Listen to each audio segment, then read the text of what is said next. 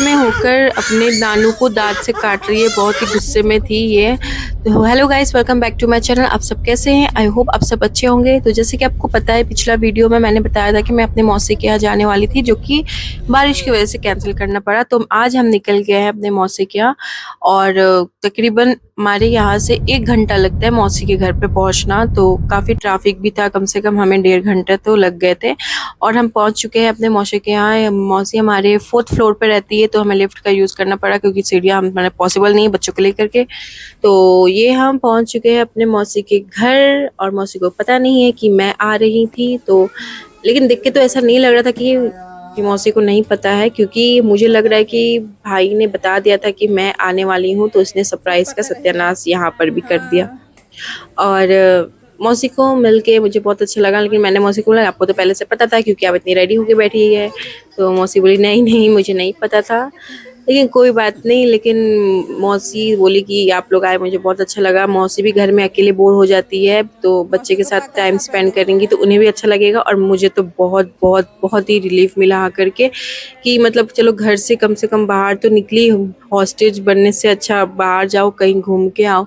बिल्कुल भी टाइम नहीं मिलता है मुझे प्रेगनेंसी के बाद, तो बिल्कुल भी टाइम नहीं मिला मुझे बाहर निकलने का, घूमने का। तो मौसी के घर पास में ही है, फिर भी हमें आने के लिए सोचना पड़ता था, क्योंकि 2-2 बच्चियों को लेके आना बिल्कुल भी पॉसिबल नहीं था मेरे लिए। तो भाई ने कहा कि ठीक है दीदी, मैं गाड़ी भेजता हूँ, आप आ जाना। तो मैंने कहा ठीक है, कोशिश करते हैं। लेकिन फिर इन्होंने कहा कि तुम अकेले चली जाओ, मुझे टाइम नहीं है, मैं शाम तक देखूंगा, तो अपना काम ख़त्म करके आ जाऊंगा, तब तक तुम चली जाओ। तो मैंने कहा ठीक है, फिर मैं चली जाती हूँ, आप देख लेना, आपको टाइम मिलता है तो आना, नहीं तो फिर हमें मेरे भाई ड्रॉप कर देगा वापस से घर पे। तो उन्होंने कहा ठीक है जाओ। फिर हमने यहाँ पर इंजॉय किया थोड़ा बहुत, मतलब कि मौसी ने खाना वाना मंगाया था जो कि बाहर से बोली कि ये सब तुम लोग खाओ, मैं बच्चे के साथ ही खेलूंगी। तो क्या, फिर बच्चे के साथ दोनों लग गई, नानी और उसके मामा दोनों खेलने लग गए उसके साथ। मेरा भाई नहीं आया मेरे साथ क्योंकि उसका ऑफिस था, और आफ्टर ऑफिस वो बोला था कि आऊँगा, लेकिन बारिश बहुत ज़ोर की हो रही थी तो वो नहीं आ पाया। बोला कि मैं घर ही चला जाऊँगा, आप लोग आ जाना। फिर उसके बाद क्या, हमने काफ़ी एंजॉय किया। ये लोग दोनों इतने एंजॉय कर रही थी। वान्या तो बिल्कुल ही लग ही नहीं रहा था कि मतलब कि वो नहीं पहचानती है, वो बहुत ही अच्छे से पहचान ली। और ये फ़ोटो मैं बता दूँ, ये अन्नप्राशन के दिन का है, जब ये 6 मंथ की कंप्लीट हो चुकी थी तब का ये फ़ोटो। कितना क्यूट लग रहा है ना, बना के रखा है मेरा भाई। ये मैग्नेटिक है, जो फ्रिज पे या फिर कहीं पे भी लगा दो अटैच हो जाता है। मैंने कहा कि फ्रेम बना लो इसका, बहुत ही प्यारा लगेगा फ्रेम बनाओगे तो। कितना क्यूट लग रहा था वो फ़ोटो। फिर ये दोनों इतने आराम से खेल रही थी, मुझे इतना रिलीफ मिला। बोला कि चलो भाई, दिन भर मैं इनके पीछे पीछे रहती थी, अब तो मैं चुपचाप बैठूंगी यहाँ, रेस्ट करूंगी थोड़ा दिन। और ये दोनों मामू के साथ इतनी घुल मिल गई थी, बोलो कि जैसे कि लोग डेली इन लोग से मिलती है। और इतने अच्छे से मतलब खेलने लगी थी, मुझे तो लगा था कि ये लोग जाएगी पैं पैं करते वो वापस मेरे पास ही आ जाएगी। और यहाँ मेरी मौसी प्रवचन सुन रही थी अनिरुद्ध आचार्य जी की। मेरी मम्मी भी बहुत बड़ी भक्त है इनकी, तो इन लोग को बहुत अच्छा लगता है, चाहे वो टीवी मोबाइल चाहे लैपटॉप ही क्यों ना हो, ये लोग इन्हीं का प्रवचन लगा देंगी और सुनते रहेंगी। काफ़ी अच्छा बोलते हैं, मुझे भी अच्छा लगता है। और हमने अपना नाश्ता करके फिर उसके बाद फिर बच्चियों के साथ हम लोग थोड़ा टाइम स्पेंड किया।